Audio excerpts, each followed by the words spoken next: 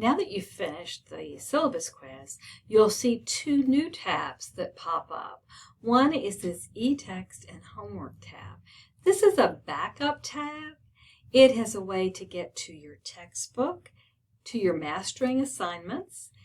You can check your browser to make sure that it's compatible with the system, and you can look at your mastering score. This isn't your whole score. It doesn't include your Blackboard grades, but if you just want to look at your mastering score, you can find it here.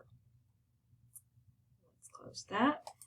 And then let's look at our first tab here, Chemistry and Our Lives. So here we have our module overview. This is your reading assignment, Chapter 1. This is the PowerPoints for Chapter 1.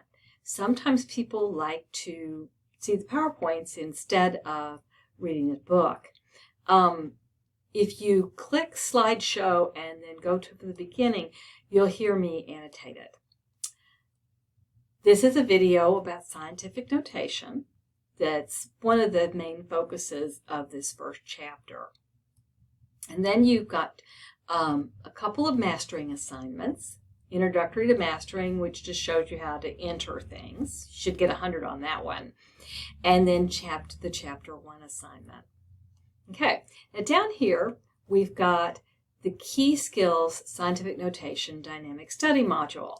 All of the dynamic study modules, with one exception, are extra credit. Now, when they come over from mastering to Blackboard, frequently they have points, and I have to take them off again. So I will do that. These two will be extra credit. They're very useful to do. What they are is you just answer questions. You get them wrong, you get the question again.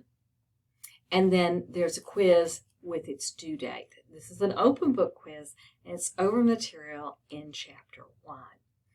Okay, so that's how the course is going to work. When you finish this quiz, you'll see Chapter 2 will open, and you'll have Chapter 2, Matter and Energy, I think.